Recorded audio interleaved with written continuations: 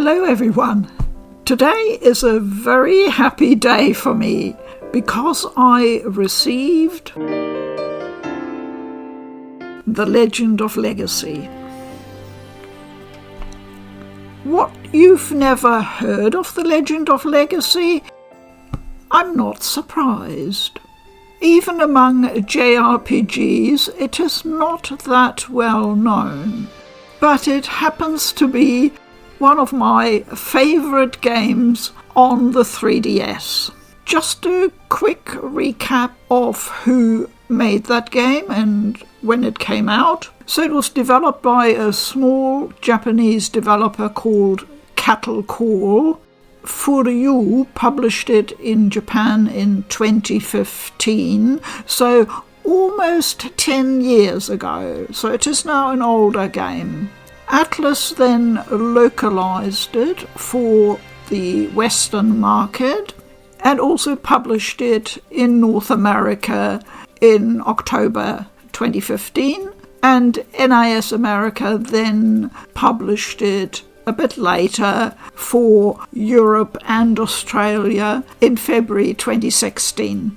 Looking at Metacritic now, the game shows an overall score of 67, which is not brilliant. It's below that crucial 70 score mark. So what is it about Legend of Legacy that makes it not especially loved by a lot of reviewers?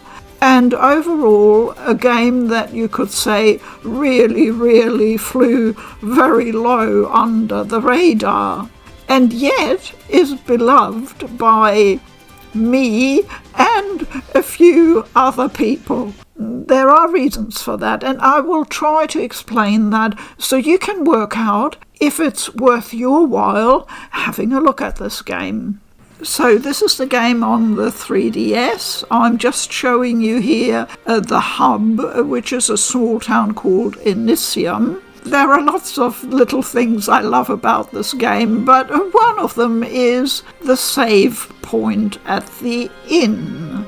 So I don't know whether you'll be able to see this, but watch out what happens when I press the save button.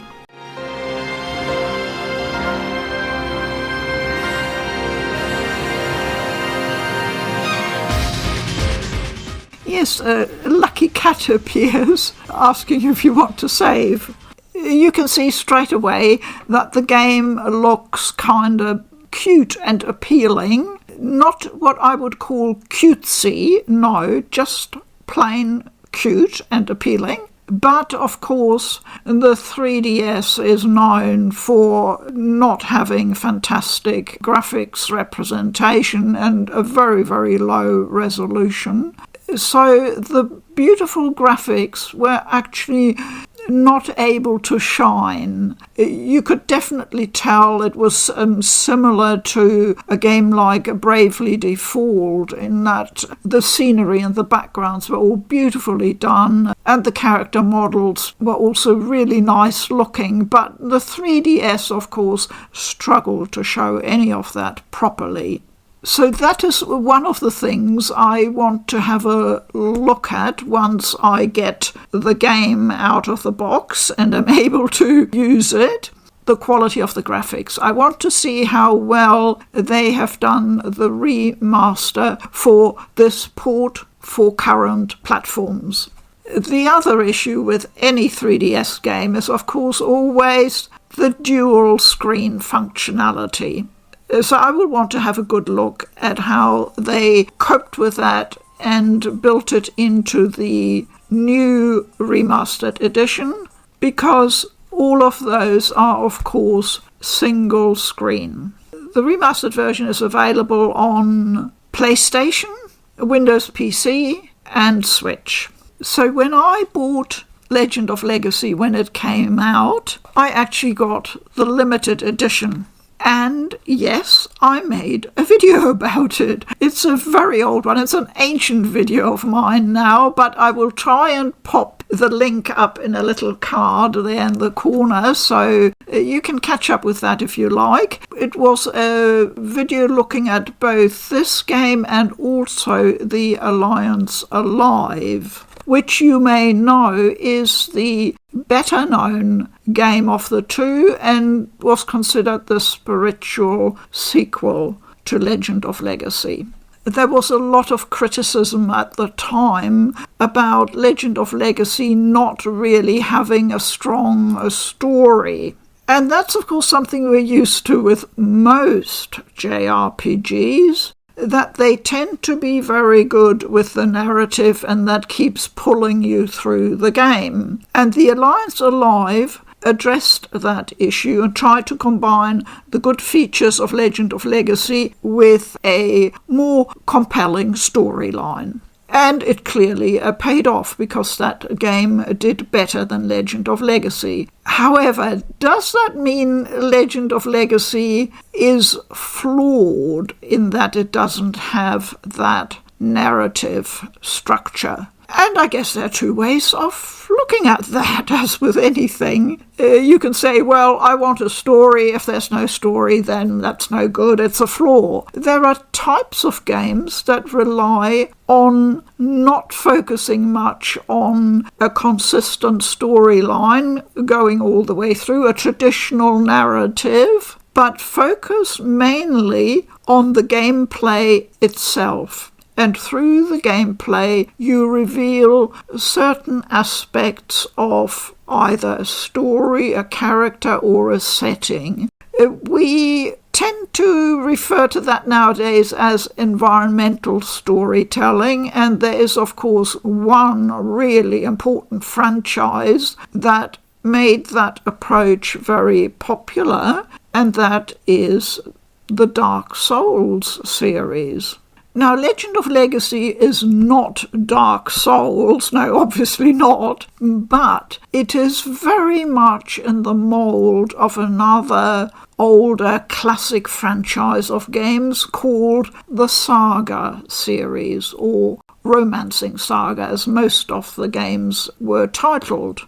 Now, Romancing Saga is also considered a bit niche even within the JRPG genre. And there's a reason for that. There's a very specific style of combat, of progression in Saga games, and it doesn't always sit well with a certain group of players. There are some who just really do not enjoy it. It just does not click with them. And there's another group of people for whom it is a delightful combat system, and I happen to fall into that latter category. I'm completely nuts about Saga games. I love them to bits. It's one of the game series that I will always dip into at any time. I will always have a Saga game on the go, just like I always have a Persona game on the go. I can't imagine not playing one at any time ever. And it's really the same with Saga games. Legend of Legacy falls into that category. I can honestly say I have never really stopped playing Legend of Legacy. Over the years, I've always come back to it. I pick up my 3DS and I think, yes, just let me hop into Legend of Legacy, go back to one of those maps I might be able to complete a bit more, or push forward with the story of one of the adventurers. Because there is a bit of story in Legend of Legacy, you just gotta find it.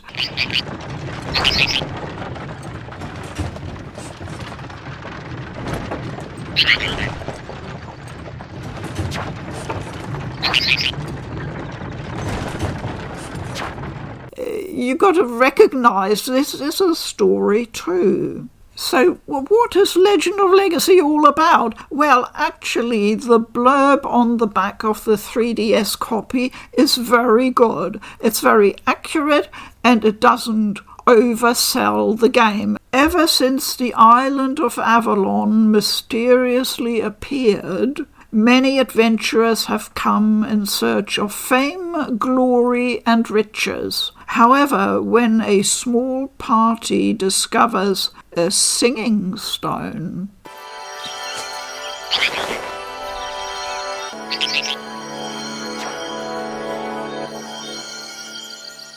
they begin to uncover the secrets of Avalon's forgotten history. And that's basically what the game is all about. You have a group of adventurers, and each one of them has a particular reason in their background why they want to explore and why they want to find out the mystery of Avalon.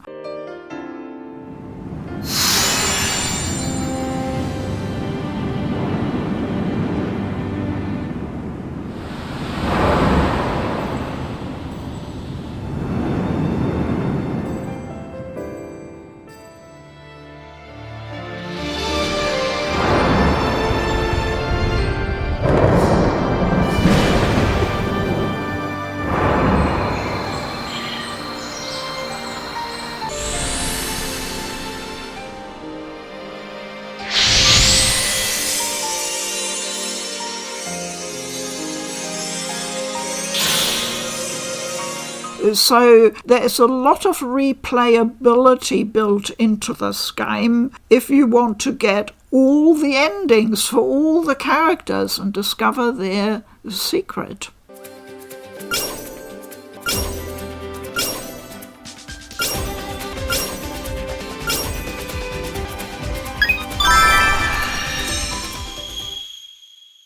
Legend of Legacy is a very narrowly focused game. It clearly didn't have a huge budget, but what they had, they spent very wisely, and they decided to go with some of the legends in the game design industry. So we have a game designer who worked predominantly on the SaGa series, Kyoji Koizumi. Yes.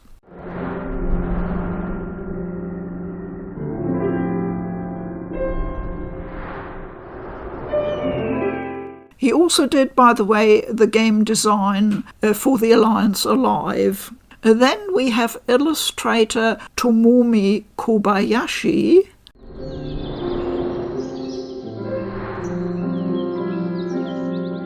who did a lot of work on the SaGa games and is revered for the work she did there. We have writer Masato Kato, and you will recognize that name because of the work he did on the story for Chrono Trigger. And lastly, and very importantly, we have the composer, Masashi Hamauzu. Masashi Hamauzu is quite possibly my favourite game music composer. And in large part, that is due to Legend of Legacy. I have actually made a really short video about that, which is part of a collaboration that took place on a channel called Backlog Battle, and I will try and pop a link up here as well for that, but the links will also be, for your convenience, in the description below this video. And a whole bunch of us YouTubers who focus on JRPGs talked about what our favourite soundtrack is. I chose the probably not very well-known soundtrack for Legend of Legacy. So that tells you what I think of the quality of the music for this game.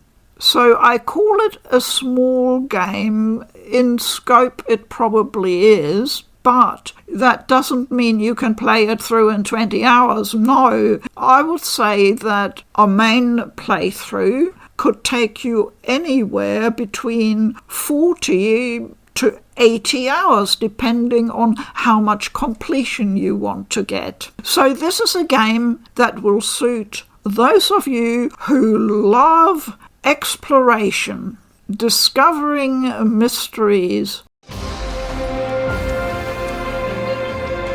in the surroundings. And the other important bit is mapping. If you love maps and mapping, this is one of the games where mapping is a really essential core part of the game.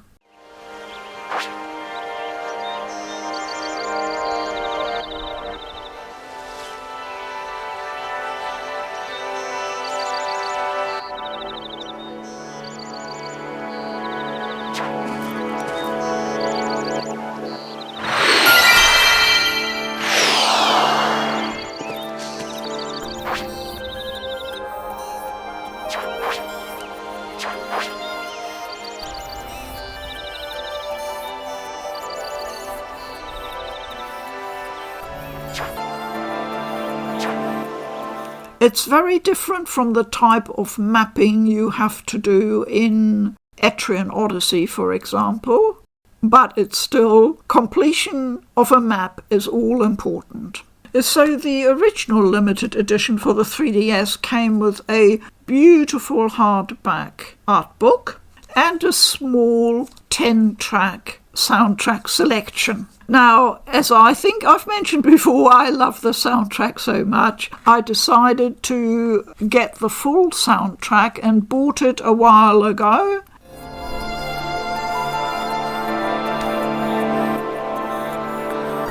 And that is on 2 discs. You have been very patient while I rambled on about Legend of Legacy. Let's get to the unboxing part.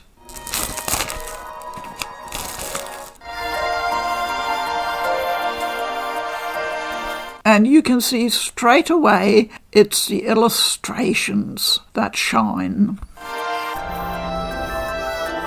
The back cover.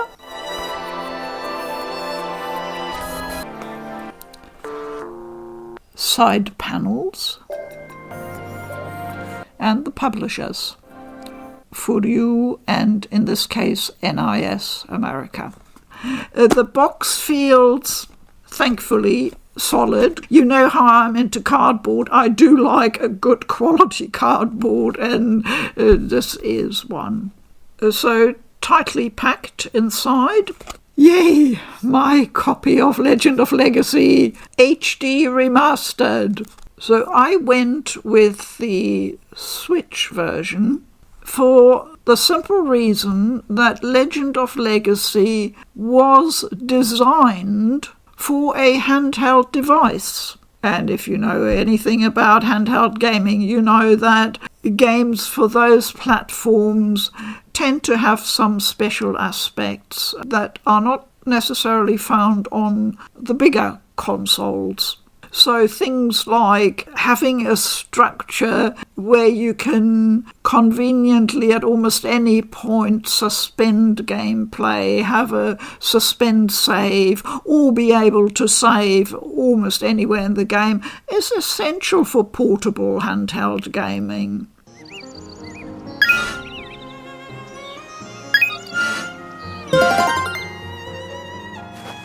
Usually the graphics focus is also a bit different because handheld games on platforms like the 3DS and the Vita at the time did really well with simpler, often highly stylized design. You weren't dealing with a resolution of full HD usually on these handheld devices, so simpler graphic style often did a lot better. So those are just some of the aspects that made those games different, and why sometimes ports to modern platforms can look a bit disappointing. So I'm very interested to see how they've dealt with this issue for the remaster of Legend of Legacy, mainly the graphics and the question of how they've dealt with moving from a dual screen to a single screen representation. Let's have a look at the graphics. This is one of my favourite things to do in the game, hire a ship and go out trading. I think you can see here the struggle between the somewhat fuzzy background and the better defined foreground. What impressed me is that they avoided the excessive use of contrast and brightness we see in so many remasters. Here you also see the hallmark of SaGa-style games, which is the triggering of special skills or skill levels while you're fighting. These combat scenes I find particularly well adjusted, with nice clarity of menu text, characters and monsters against a pleasing background. Oh, there's something inside. Beautiful interior illustration. And this is the back cover. And importantly, it says this deluxe edition includes a digital soundtrack and mini art book. So if you order the deluxe edition from your retailer, this is what you'll be getting. A code for a digital soundtrack. And if I compare the track list to what I got in the original limited edition, the soundtrack selection, with the code now provided in the new remastered Deluxe Edition, I see that it is very, very similar. They've changed a few of the tracks, but not many, so very similar selection. I have to say that for many years, that did me perfectly all right. Just the 10 tracks, lovely to have. And this is the mini art book that comes with the deluxe version. And again, if I compare the mini art book with the original art book from the 3DS, if you have a look, for example, at the page of one of my favourite characters, the Prince of Frogs, Filmia, and have a look at the page in the mini art book, you will see it is exactly the same, except that it's very, very mini. So you're basically getting that original illustration quality from the hardback art book in this tiny mini format. It's nice to have. And here's the physical soundtrack. I quickly checked the track list, and it looks to me identical to the track list for the digital code. So I won't even bother taking it out of the cellophane because I've got the digital one. And here we have some art cards. The Prince of Frogs, Filmia.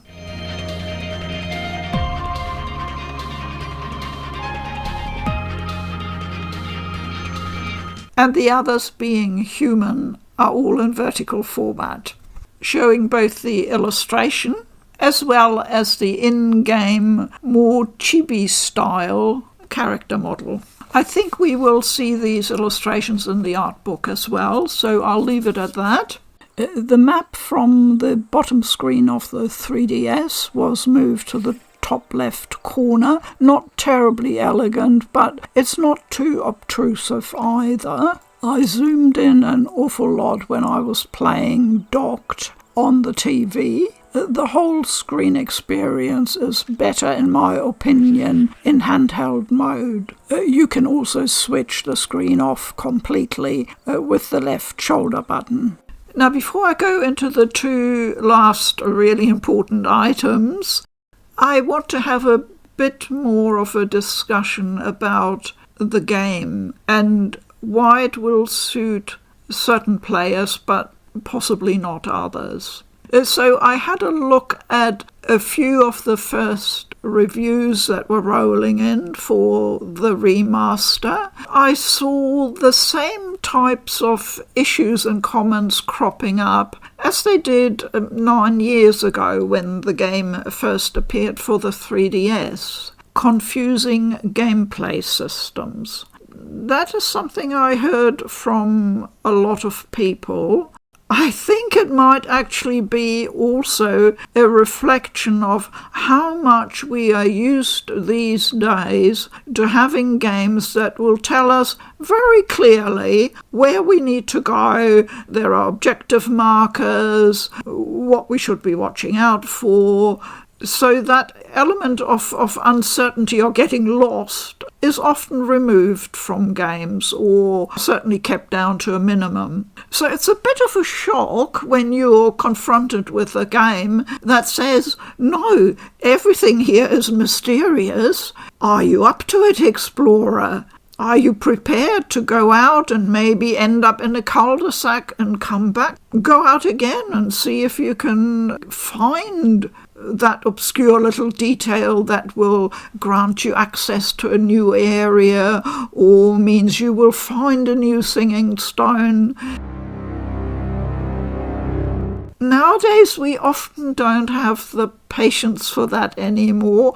Spending a lot of time searching around for something gets people easily frustrated. And I can understand that because you know me, I'm the most impatient person, and I often will not tolerate that with games that seem to be deliberately wasting my time. But in this case, it is built into the structure and purpose of the game. It's important you know that beforehand. If you know you're absolutely not going to get on with that, then that's probably not the right game for you. But for anyone else who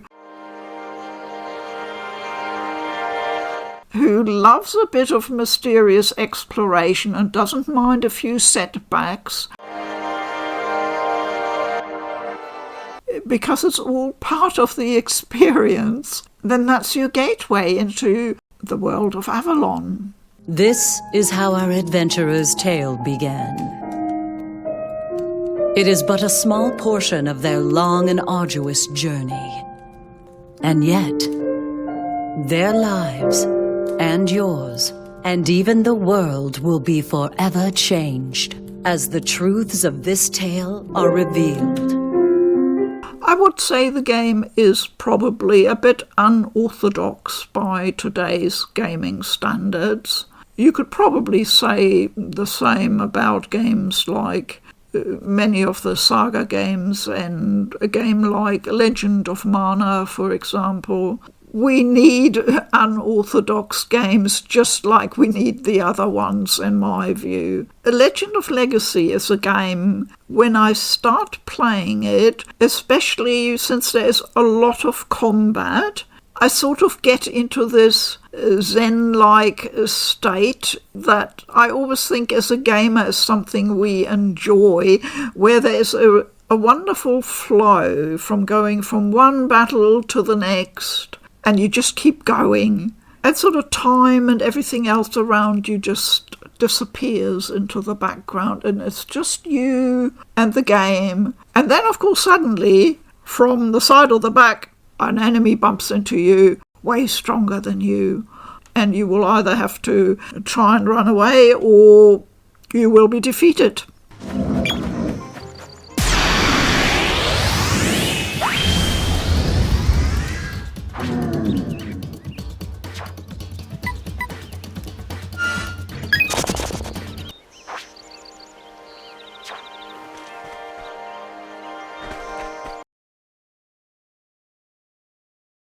Which sends you back to the beginning of the particular map you're on. In a lot of cases, you will choose to go back to the town of Elysium to recover. There are difficulty spikes, and they sometimes can be unexpected. Once again, I just take that as part of the experience with the game, because in a game where you choose which maps to uncover and then in which order you do the maps is completely up to you. So it is almost inevitable that you will stumble across some parts of a region that are suddenly much more difficult, or that suddenly there will be an enemy who is far higher leveled. Although there aren't what we would call traditional levels, because it's a SaGa style game, the emphasis is much more on the skills that you can awaken, it's called. Here I check the elementals, a hugely important feature of the game. Basically, we want to have a contract with the water elemental for our benefit. And here's the awakening. The block skill becomes a ricochet. And here we see the small but valuable healing effect of the water contract for our team. The elemental system is, I think, pretty unusual and adds a nice layer of complexity to combat. And yes, you cannot plan ahead for what skill you might get when, at what point in the game, because they will pop up as a surprise. During battle, suddenly your skill has either upskilled or you will suddenly have a new one. And some people find that unsettling. Maybe I'm strange, but I just love it when this surprise pops up. Wow, I got a new skill suddenly because I've been using this and that one and maybe in combination, and there it is. And I just love that somewhat random, fortuitous element. It is a game after all. If everything is predetermined, then where's the fun of finding out? But if that's absolutely not your thing, then just be aware Legend of Legacy is this type of game. So let's have a look at the new art book. So it's smaller in size than the original one, but it is thicker. They call it Chronicles of Avalon, and it contains illustrations, characters, monsters, and backgrounds.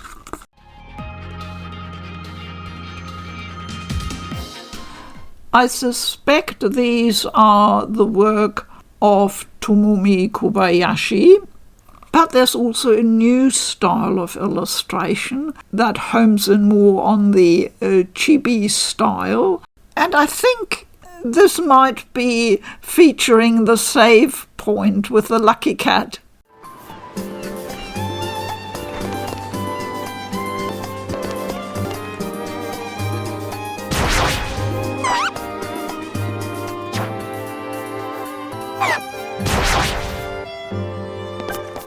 Now the character pages are very much like in the original art book. Coco the Lucky Cat gets a full page spread. I completely approve. Monsters. And the monster designs are honestly fabulous. Yes, there is some colour or palette swap between them, but remember it was a smallish game for the 3DS originally. There's only so much they could fit onto those cartridges. The backgrounds are once again, as I remember them, pretty much from the original art book. And that's it. One very nicely produced and presented art book. And now the special something. Something extra that every nice limited edition should have.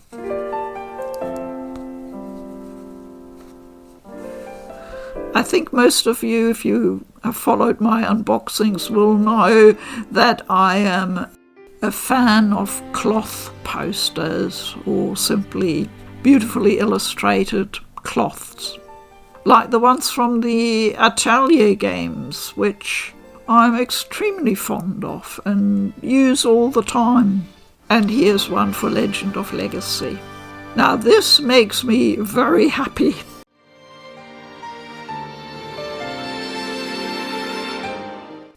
If you played the original game on the 3DS but missed out on the limited edition back then, you might want to consider it, depending on whether the items appeal to you. Only you can know that. Hardback art book, 56 pages, art cards of all the playable characters, and I hadn't mentioned it previously, but this is matte print. They are not glossy. The soundtrack with 10 tracks. The beautiful silky material cloth. And of course the game, a deluxe edition with a digital code for the soundtrack and also a mini art book. Thank you again to NISA for sending me this limited edition.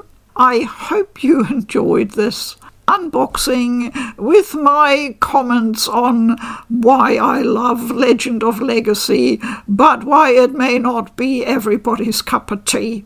If you have any questions, please do not hesitate to post them. As always, thank you very much for watching. Please keep well. I'm Food for Dogs. Bye-bye. But that's the point of the game. See Avalon in the distance. That's the kind of effect the soundtrack has on me.